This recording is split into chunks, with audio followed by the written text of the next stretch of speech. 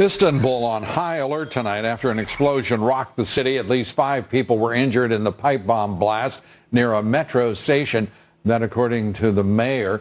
Turkey has been struck now by 2 suicide bombings this year in the capital of Ankara and near the border of Syria, both linked to the Islamic State. No one has claimed responsibility yet for this bombing. The Pentagon is sending what the defense secretary calls a specialized targeting force, end quote, to carry out raids against Islamic State targets in both Iraq and Syria. Approximately 200 of our troops will be heading to the area. The extra troops are in addition to the 50 or so special operations forces the president authorized to fight in Syria 2 months ago. Defense Secretary Ash Carter announced those deployments today. Deploying a specialized expeditionary targeting force to assist Iraqi and Kurdish Peshmerga forces and put even more pressure on ISIL. These special operators will over time be able to conduct raids, free hostages, gather intelligence, and capture ISIL leaders. Joining us tonight, Foundation for Defense of Democracy Senior Counselor, former Cheney National Security Advisor, John Hanna. John, good to have you with us tonight. First, I want to ask, before we get into the manpower being deployed, the language of the Pentagon, a specialized expeditionary targeting force, and then 200 people, special ops forces being deployed. What is going on when we have that kind of, frankly, inflated language about a really small number of troops being deployed? Yeah, it's a convoluted name, Lou, but it's a potentially important move. 200 U.S. special operators going out and hunt and kill operations of ISIS's top leaders, command and control, gathering intelligence, doing that hopefully night after night, like Stan McChrystal and our special forces did in Iraq during the surge that finally put al-Qaeda to flight in Iraq. It could be an important move. Let's just hope it's genuinely followed up and it's serious and it's not just more of the drip incrementalism that we've seen of the Obama administration for more than a year now. Correct me if my memory fails, but as I recall, there was a huge number in the thousands, tens of thousands of troops in Iraq during the surge, and the Special Operations Forces were in what is a customary, if not traditional or conventional role, in support of those troops, providing all sorts of irregular combat opportunities and taking advantage of those opportunities. This sounds like somebody forgot to send the tens of thousands of troops. Yeah, no, it's a dramatically different situation. It's a huge, what I'm getting to here, John, to be clear, I mean, it's asking a lot of our special operations, special forces guys, and they're the best in the world. But to put the nations on their back without resources, without support, force security, I have to tell you, I'm troubled by it.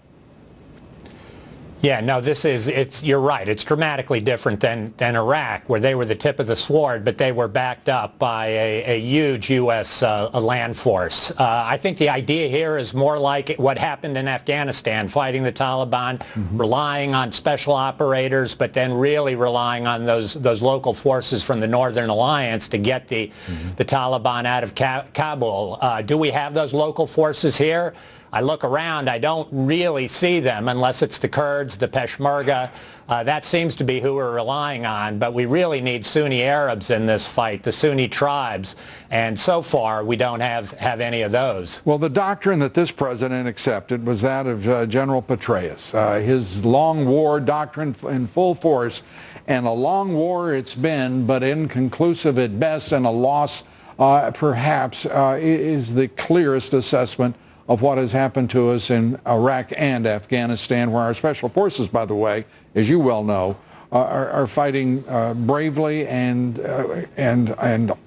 basically all of the time. What are we doing here? There seems to be no honest dialogue about the ineffectiveness of what the hell 2 administrations have done in Iraq, in Afghanistan, and we continue to perpetuate these dribs and drabs of forces, which, by the way, are are some of our very best Americans, and we're putting them in harm's way. And I still can't hear from one of our leaders, not from the Pentagon, not from the White House, why in the hell are they there in such small numbers, and what is the strategy, and what is the purpose? Yeah, no, it's very difficult to explain. This is the job of the commander-in-chief. He hasn't done that. He hasn't articulated a strategy.